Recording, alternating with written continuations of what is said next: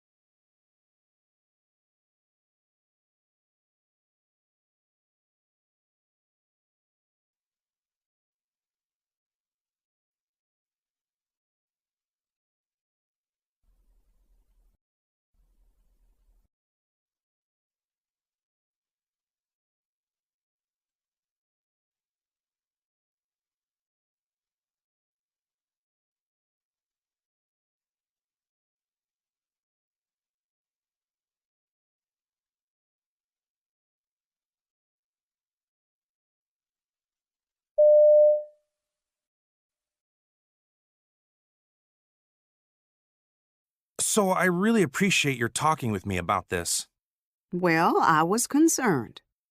Generally, I think students should get a grade based on your overall work. But I could see that you didn't do as well on the last test. And you had done very well on the first 2 exams.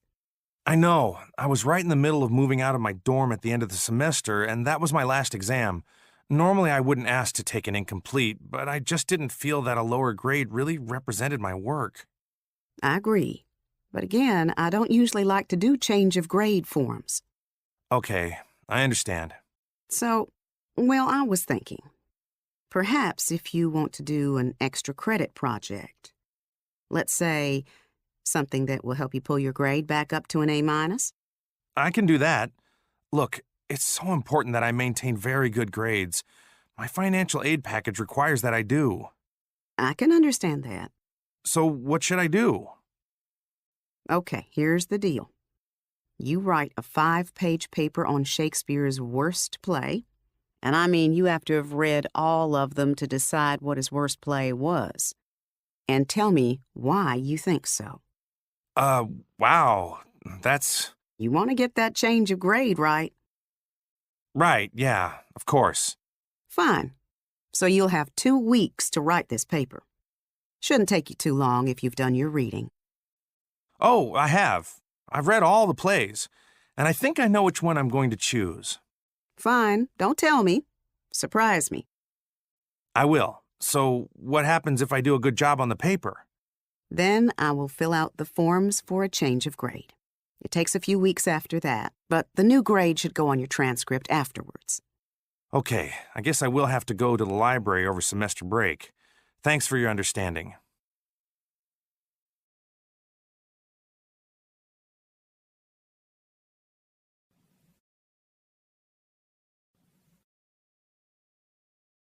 Questions 26 to 30 refer to the following conversation.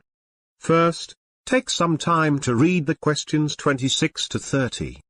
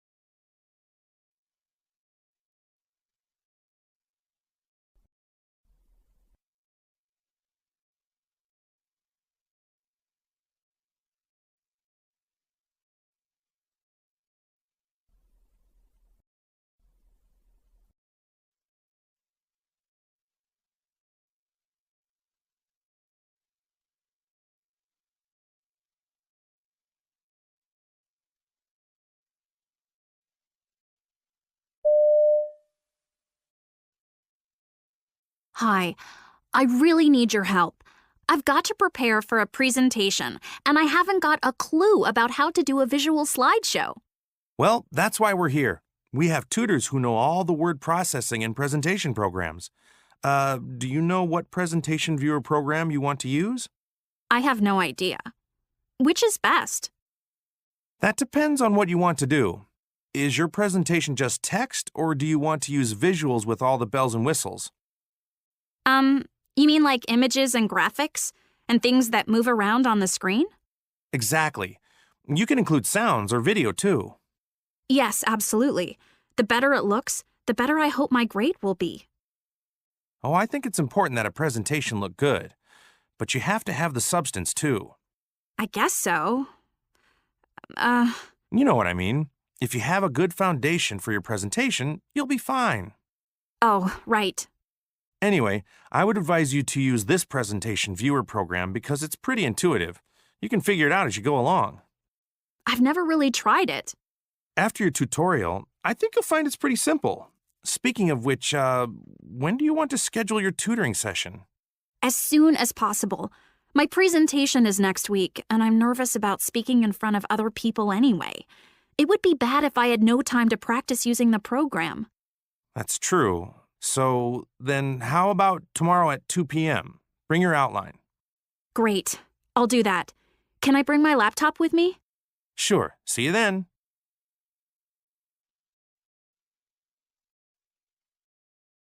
Questions 31 to 35 refer to the following professor's lecture.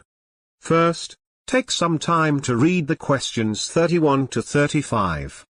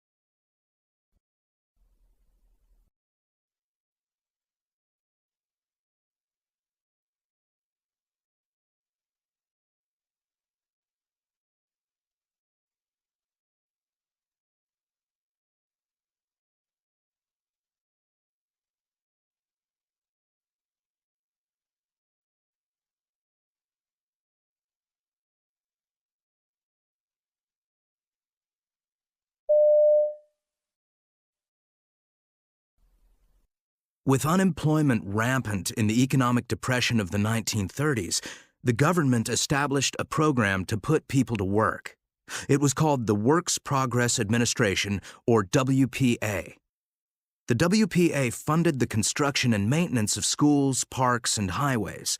A small subdivision of the WPA, the Federal Arts Project, or FAP, was dedicated to employing artists. The reasoning behind the FAP was that the arts, as much as schools and bridges, contributed to the public welfare. And of course, artists at the time of the Depression were extremely vulnerable. Photographers were uniquely suited to the requirements of the FAP, not least because much of their work constituted documenting the achievements of the WPA. But documentation in the larger sense of capturing the reality of an entire country was the mission of many of the FAP photographers. One of the photographers funded by the FAP beginning in 1935 was Berenice Abbott. It was perfect timing for Berenice Abbott. She'd been photographing New York City since her return from Paris in 1929. Long before the FAP came into being, her stated purpose was to document and interpret America with love, but without sentimentality. And she felt that New York represented the essence of the changing nature of American society. I want to just go back to that word, sentimentality, because it relates to how we can define Abbott's approach to her art. As we talked about last week, photography in its initial stages had been used in a very painterly fashion. People like Abbott realized early on that photography's strengths had not been recognized or utilized. Abbott and her contemporaries rebelled against the widespread painterly use of soft focus in favor of the sharpness and clarity naturally inherent in photography. And they also rejected the sentimentality of typical pastoral scenes and landscapes in favor of a realistic depiction of fast-paced, modern urban life. It was this sensibility that she brought with her to New York from Paris, where she had been living for 8 years. Abbott's project was, simply put, to photograph New York City. She called her project Changing New York. And the way she approached this project was to try to depict, through photography, the interaction between human beings and solid architectural constructs. Or something like that. I don't have the exact quote. See, she was trying to find a balance between buildings and activity. So she decided to use more than just a handheld camera, which was perfect for, capturing the hustle and bustle of the city, but would not have done justice to the giant buildings that also define the city. At the same time, she didn't want to just overshadow everything with those buildings. So she began to use a large format camera. One of those rather bulky cameras you have to put on a tripod, and then you have to view the image under a black hood. Difficult to carry around, but it widened her vision. It allowed her to capture the size of massive modern buildings and also to juxtapose them in a shot with older, humbler ones. And to keep the life in her shots, she would often wait until someone passed by and make sure they were in the frame. Or she would ask people to walk through or stand in the frame. So she ended up using the large view camera for most of the work. Well, this Changing New York collection of 305 photographs is really a remarkable achievement. Its images are so powerful that Abbott is considered by many to be one of the 20th century's greatest photographers. In fact, one more contemporary photographer, Douglas Lever, was so inspired by her work that in the 1990s he decided to re-photograph Abbott's New York photos. Imagine this. Lever went to the same locations, on the same day and same time with the identical camera that Abbott had used. He reframed Abbott's shots as exactly as possible. Why would someone do that?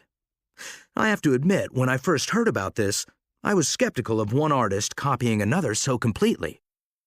But then I saw the photographs, and the amazing thing about them is that if you put them side by side with Abbott's, you see that they are a logical extension of her work.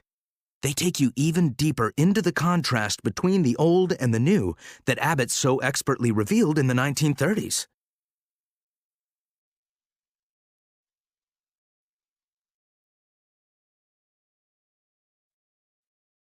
This is the end of the listening paper. Now, you have 5 minutes to transfer your answers to your answer sheet.